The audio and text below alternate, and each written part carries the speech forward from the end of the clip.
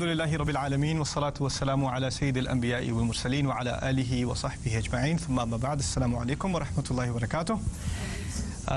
انشاءاللہ آج کے سیشن میں آپ سے ایک خاص موضوع پہ بات کرنی ہے قرآنک اسٹڈیز کے اندر۔ اس کا نام ہے، انگلش میں سے کہتے ہیں وربل ایڈیمز، عربی میں کہتے ہیں الحوار القرآنی، اردو میں کہیں گے قرآن کے محاورے۔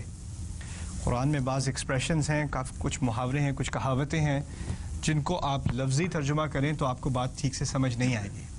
ہر زبان میں کچھ محاورے ہوتے ہیں، کچھ ایکسپریشنز ہوتی ہیں جو اسی زبان کے لیے خاص ہیں، جس کو آپ کسی اور زبان میں اگر لفظاً ترجمہ کرنے کی کوشش کریں تو معنی نہیں نکلیں گے۔ جیسے انگلش میں کہتے ہیں واٹس اپ، اب اس کا لفظی ترجمہ آپ اردو میں کریں تو کیا نکلے گا؟ اوپر کیا ہے؟ That doesn't make any sense. You understand? So ہر زبان کی ایک خاص لسٹ ہوتی ہے جس کو آپ اگر ڈکشنری میں جا کے معنی دیکھ بھی لیں پھر بھی آپ کو معنی پتہ نہیں چلے گا۔ مشکل یہ ہے کہ قرآن میں سینکڑوں محاورے ہیں، عربی کے محاورے جو عربوں کے ہاں پہلے بھی استعمال ہو رہے تھے، یعنی قرآن کے آنے سے پہلے بھی ان کے استعمال میں تھے، اور جب قرآن نے ان محاوروں کو استعمال کیا تو جو پہلی قرآن کی آڈینس تھی اس کو فوراً بات سمجھ میں آ گئی کہ کیا بات کہی جا رہی ہے۔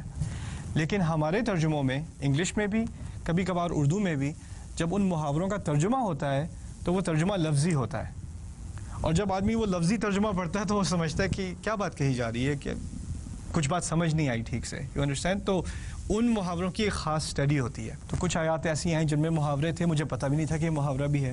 اگر کسی کو محاورے کا پتہ نہ ہو، جیسے ہمارے بچے ہیں، they are watching cartoon, how was the cartoon Imad, how was the cartoon, کہتا ہے that was cool, that was really cool. اب کول کا ترجمہ آپ اردو میں کیا کریں گے؟ بہت ٹھنڈا تھا کارٹون، بہت اچھا تھا کارٹون، رائٹ؟ اسی طرح قرآن میں کچھ ایسے محاورے جب پڑھنے کو ملے مجھے تو مجھے پہلی بات سمجھ نہیں آئی۔ اتفاق سے اسی سال ایک قرآن کانفرنس ہو رہی تھی، آپ یقین مانیں قرآن کانفرنس ہو رہی تھی لاس ویگس میں۔ It's true. سو میں گیا لاس ویگس قرآن کانفرنس کے لیے، ریلیکس، اوکے۔ اور جب قرآن کانفرنس گیا تو وہاں پر ایک لیکچر ہو رہا تھا پروفیسر مستنصر میر کا۔ پروفیسر مستنصر میر آج کل ینگسٹاؤن یونیورسٹی پینسلوینیا میں ہوتے ہیں، اوہایو میں ایکچولی ہوتے ہیں، اور وہ پہلے یونیورسٹی آف مشیگن میں تھے، پاکستان سے ان کا تعلق ہے۔ انہوں نے اپنی پی ایچ ڈی 1982 میں کی تھی Arabic and Quranic studies out of university of Michigan. خیر مجھے نہیں پتا تھا کون ہے، انہوں نے کہا our next speaker is professor Mustansir Mir, اور ایک انکل اوپر آ کے تقریر کرنی شروع ہو گئے۔ میں نے کہا چلو سنتے ہیں انکل کیا کہیں گے۔ تو ان کی تقریر تھی The Problems in Quran Translation۔ ان کا لیکچر بڑا ایکیڈیمک قسم کا تھا اور ٹیکنیکل تھا، اس میں گرامر بہت تھی اور بہت ساری اس طرح کی باتیں تھیں۔ عام جو زیادہ تر لوگ بیٹھے ہوئے تھے وہ سو رہے تھے لیکچر میں بیٹھا سن رہا تھا کیونکہ مجھے گرامر سے دلچسپی ہے، ٹرانسلیشن سے دلچسپی ہے۔ ان کا پی ایچ ڈی تھیسس تھا 1982 میں، out of university of Michigan, verbal idioms of the Quran, Quran کے محاورے۔ اور اس میں صرف انہوں نے کچھ محاورے قرآن کے آئی تھنک 435 محاورے قرآن کے جمع کیے، جن کا اگر آپ لفظی ترجمہ کریں تو آپ کو بات سمجھ نہیں آئے گی۔ پوری تحقیق ہے، یعنی تفاسیر میں اس پہ کیسے بحث ہوئی ہے، عربی کے کون سے محاورے تھے، کون سے شعر تھے اسلام سے پہلے کے جو یہ محاورے استعمال کرتے تھے، اس سے کچھ سینس پتہ چلے کہ یہ اس کا کیا مفہوم تھا ان کے ہاں اور اب کیا اس کا مفہوم ہے۔ دوسری بات سمجھنے کی ضروری یہ ہے کہ ہر زبان جب ایک نسل گزرتی ہے، دوسری نسل گزرتی ہے، تو ہر زبان بدلتی ہے۔ اسی طرح قرآن کو اب جو 1400 سال ہو گئے، ہم کہتے ہیں وہی عربی ہے جو اس وقت کی تھی، یہ بات پوری طرح ایکوریٹ نہیں ہے۔ عرب سوسائٹی چینج ہوئی ہے، اس میں بہت ساری کلچرل چینجز آئی ہیں، پولیٹیکل چینجز آئی ہیں، سوشل چینجز آئی ہیں، ان کی بہت ساری انٹریکشن ہوئی ہے باہر کے ممالک سے، باہر کے کلچر سے، ان کی زبان پر اثر پڑا ہے، اس میں کوئی شک نہیں ہے، ان کی زبان پہ بہت اثر پڑا ہے۔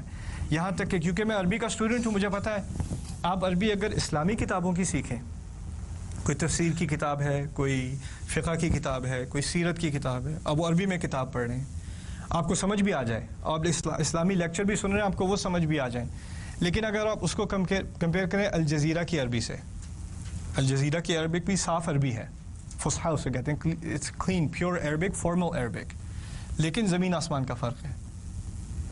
اسلامی کتاب کے محاورے میں اور باقی خبروں کے اور نیوز کے محاورے میں زمین آسمان کا فرق ہے، یعنی عربی پہ بہت زیادہ تبدیلی آ چکی ہے، وہی بات نہیں ہے جو پہلے اس زمانے کی تھی۔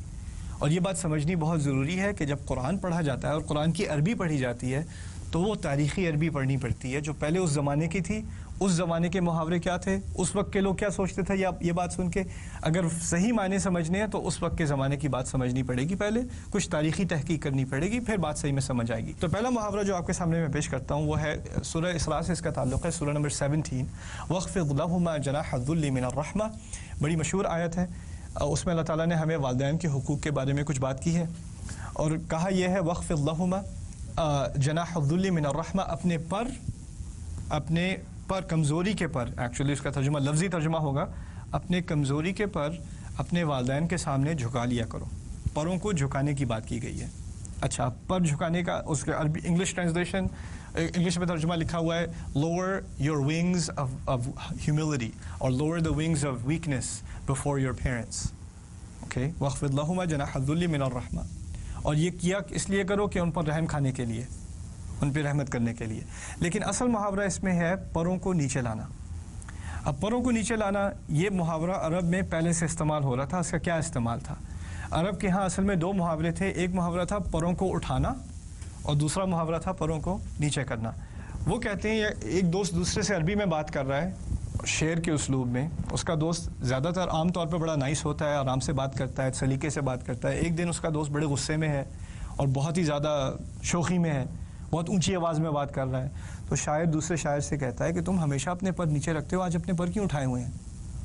محاورہ اس کا یہ ہے اپنے پر کیوں اٹھائے ہوئے ہیں, شوخی کیوں مار رہے ہو, اتنی زور سے کیوں بات کر رہے ہو, کیا ضرورت ہے اس طرح کی حرکت کرنے کی. اور اس کو یہ نہیں کہا کہ تم اتنی زور سے کیوں بات کر رہے ہو, کہا کیا ہے اپنے پر کیوں اٹھائے ہوئے ہیں, آج تم نے اپنے پر کیوں اٹھائے ہوئے ہیں. اچھا, بات یہ ہے کہ ہر پرندے میں ایک صلاحیت ہے, اللہ تعالیٰ نے ایک قدرت رکھی ہے, ایک کیپیبلٹی رکھی ہے کہ پرندہ اڑ سکتا ہے. اڑتا کیسے؟ پر اٹھانے سے. لیکن یہ صلاحیت رکھنے کے باوجود اگر پرندہ اپنے پر نیچے کر لے, پر نیچے کرے, یا تو یہ ہے کہ پر میں زخم ہے یا کمزور ہو گیا یا تھک گیا تو پر نیچے کر لیے. پھر دوسری بات ہے کہ اس نے جان بوجھ کر اپنے پر اس لیے نیچے کر لیے کہ وہ چاہتا ہے کہ وہ کسی وجہ سے نیچے زمین پر آ جائے, کوئی خاص وجہ ہے جس کی وجہ سے وہ زمین پر آ جائے. اب یہ کمپیریسن خاص کر قرآن میں کیا گیا ہے سورۃ الاسراء میں ہمارے اور ہمارے والدین کے تعلق کے بارے میں, اور یہ اس وقت کا ریلیشن شپ ہے, اس وقت کا تعلق ہے جب والدین بوڑھے ہو چکے ہوں اور آپ بڑے ہو چکے ہوں. یعنی یہ بچوں اور والدین کا تعلق نہیں ہے, یہ یعنی جوان آدمی یا ایسا آدمی اور عورت جن کی اپنی فیملی بھی ہے اور پھر ان کے والدین بھی ہیں, ان کے بارے میں بات کی جا رہی ہے. کیونکہ پچھلی آیات میں بھی اس بات کا ذکر ہے, وَإِمَّا يَبْلُغَنَّ عِنْدَكَ الْكِبَرَ أَحَدُهُمَا أَوْ كِلَاهُمَا, اگر آپ کے ہوتے ہوئے ان میں سے ایک یعنی ماں یا باپ یا دونوں بڑی عمر تک پہنچ جائیں, بڑی عمر کی بات ہو رہی ہے, تو آپ اب 8 سال کے 10 سال کے نہیں ہیں, آپ 30 سال کے ہو چکے ہیں اور اب آپ کے پیرنٹس کے بارے میں بات ہو رہی ہے. بات یہ ہے کہ آپ جب چھوٹے تھے, جب میں چھوٹا تھا تو میری تمام زندگی میرے پیرنٹس پہ ڈیپینڈ کرتی تھی. میں خود کو کھلا نہیں سکتا, میں خود کو پلا نہیں سکتا, میں خود کو سلا نہیں سکتا, میں خود کو صاف نہیں کر سکتا, میں خود کو کپڑے نہیں پہنا سکتا, میں پوری طرح اپنے پیرنٹس پر ڈیپینڈنٹ ہوں. لیکن جب کالج چلے گئے, جاب مل گئی, کریئر شروع ہو گیا, لائف شروع ہو گئی, اپنی فیملی کی ذمہ داریاں ہیں, اب میرے اپنے پر ہیں, اب میں پوری طرح انڈیپینڈنٹ ہوں, مجھے کسی کی ضرورت نہیں ہے. اب پیرنٹس مجھے کال کرتے ہیں تو میں وائس میل پہ ڈال دیتا ہوں, وہ ای میل کرتے ہیں, وہ کال کرتے ہیں تو مجھے ٹائم نہیں ملتا, میں کہتا ہوں بھی ٹائم نہیں ہے, بعد میں بات کروں گا, ابھی ذرا مصروف ہوں, ابھی میٹنگ میں ہوں. اب اس بارے میں آیت آ رہی ہے کہ جب والدین تم سے کچھ کہیں یا ان کی حاضری میں ہو, ٹھیک ہے, اللہ تعالیٰ کہہ رہے ہیں ٹھیک ہے مجھے پتہ ہے تمہارے پر ہیں, لیکن ذرا نیچے کر لیا کرو, زیادہ پھیلنے کی ضرورت نہیں ہے, زیادہ پر اٹھانے کی ضرورت نہیں ہے. اپنے والدین کو یہ یاد دلانے کی ضرورت نہیں ہے میں اب بچہ نہیں رہا, اچھا اب میں بڑا ہو چکا ہوں, آپ مجھ سے اس طرح بات نہیں کر سکتے, اب وہ دن نہیں, وہ دن گئے, اب ایسے بات نہیں کر سکتے آپ. کیونکہ اس طرح بات کرنا محاورتاً یہ بات ہوگی دیکھیں اب میرے پر ہیں, میں اٹھا سکتا ہوں. اللہ تعالیٰ فرمایا اچھی طرح پتہ ہے تم پر اٹھا سکتے ہو, نیچے رکھا کرو. جب والدین سے بات کیا کرو تو پر نیچے رکھا کرو, اور پروں کو کمزور مان کر نیچے رکھا کرو. اور یہ جناح نہیں کا, ان عربی کا محاورہ تھا پر نیچے کرو, اس میں کمزوری کا کوئی ذکر نہیں تھا. لیکن قرآن کے محاورے میں کمزوری کی ایک ایڈیشن ہے, اپنے پر کو کمزور مان کر نیچے کیا کرو. یعنی ہے تو طاقتور, پر اٹھا تو سکتا ہوں, دکھا تو سکتا ہوں کہ میری اپنی گاڑی ہے, اپنا گھر ہے, اپنی مصروفیات ہیں, آپ کو کیا پتہ. لیکن اس سب کے باوجود آرام سے ایسے جیسے پر ہے ہی نہیں, ایسے جیسے تھکے ہوئے ہو, ایسے جیسے آگے سے جواب دینے کی صلاحیت ہی نہیں ہے. ایسے کرنا اپنے والدین کے ساتھ جناح الذل. اور یہ کرنا کیوں؟ من الرحمہ، ان پر رحمت کی خاطر، اور اس خاطر کہ انہوں نے تم پر رحم کیا تھا، اب تمہاری باری ہے ان پر کچھ رحم کر لو، ان کا کچھ خیال کر لو.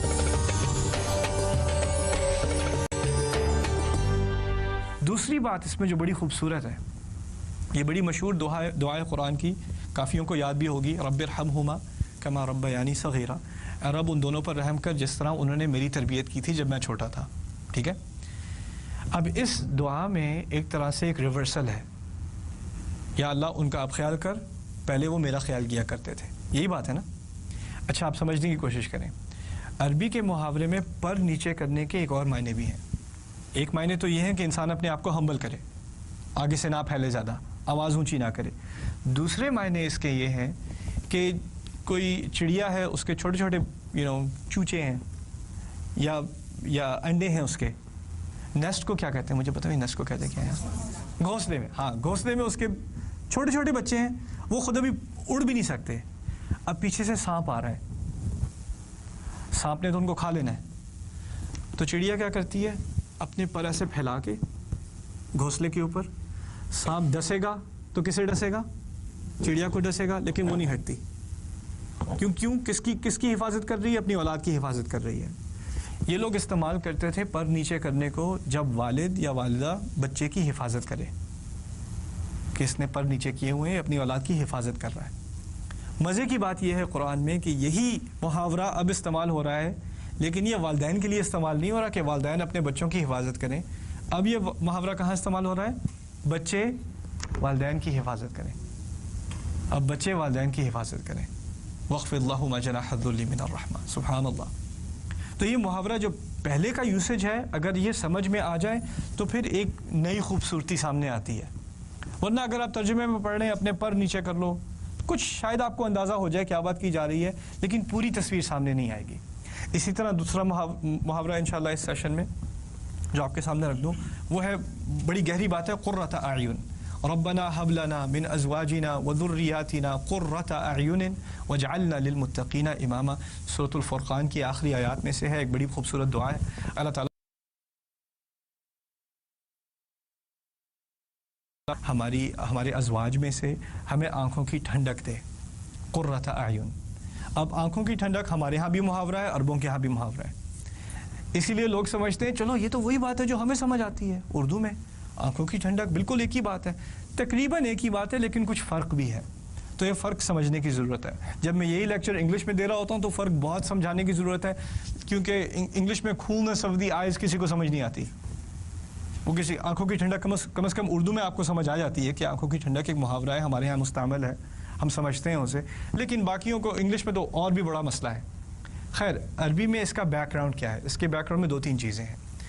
پہلی بات یہ کہ اگر کوئی غصے میں ہو یا اداسی میں ہو، ڈپریشن میں ہو، اور اس کا غصہ اس وقت تک نہ اترے جب کسی سے بدلہ نہ لے لے یا کوئی مسئلہ حل نہ ہو جائے، تو وہ کہتے ہیں کہ اس کی آنکھیں گرم ہیں، اور جب تک یہ مسئلہ حل نہیں ہوگا اس کی آنکھیں ٹھنڈی نہیں ہوں گی. یہ شعر میں استعمال ہے عربی میں کہ میرے قبیلے کی آنکھیں اس وقت تک ٹھنڈی نہیں ہوں گی جب تک میں اس انسان کا قتل نہ کر دوں.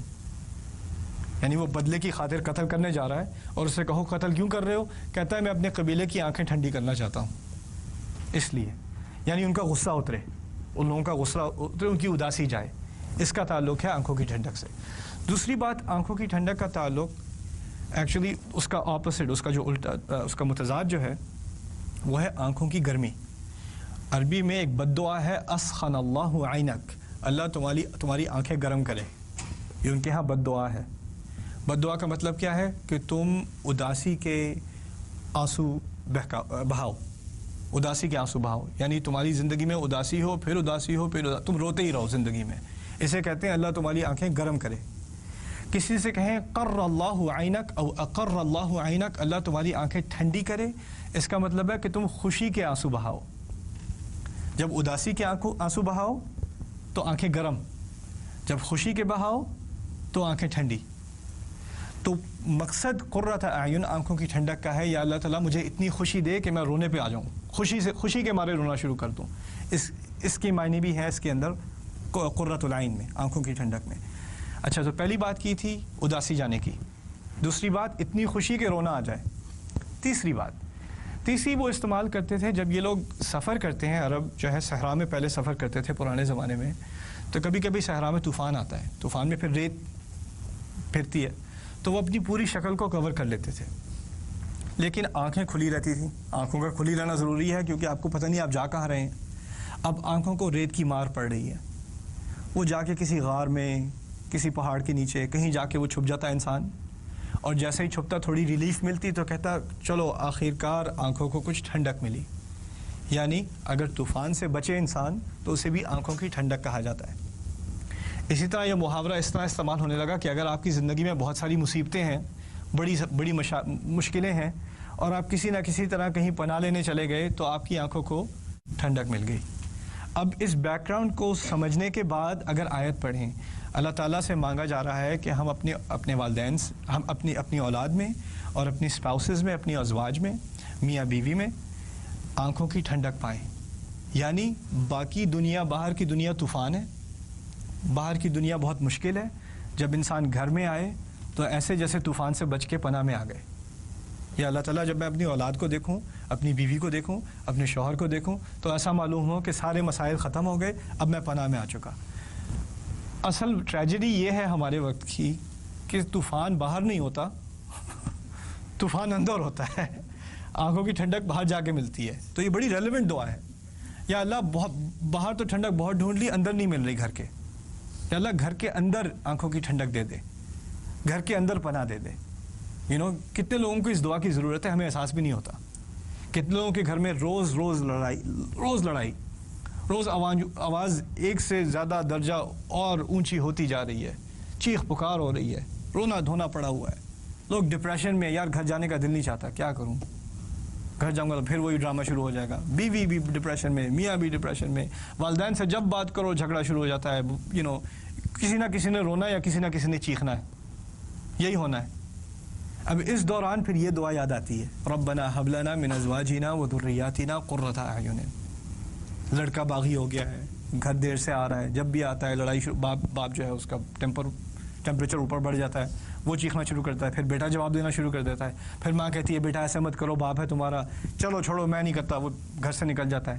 اس وقت یہ دعا یاد آتی ہے، ربنا هب لنا من ازواجنا وذریاتنا قرۃ اعین. دوسری بات کہ ہمیں اپنی اولاد سے اتنی خوشی ہونی چاہیے، اپنے میاں بیوی سے اتنی خوشی ہونی چاہیے کہ ان کا ذکر بھی ہو تو خوشی کے مارے آنسو بہنے شروع ہو جائیں. یہ مقصد ہے دعا کا. اتنی خوشی ہمیں ملنی چاہیے اپنے گھر والوں سے. تو ہمیں ایک طرح سے ایک ایکسپلوریشن کرنی ہے قرآن کے اندر انشاءاللہ تعالی. بارک اللہ لی ولکم، والسلام علیکم ورحمۃ اللہ وبرکاتہ.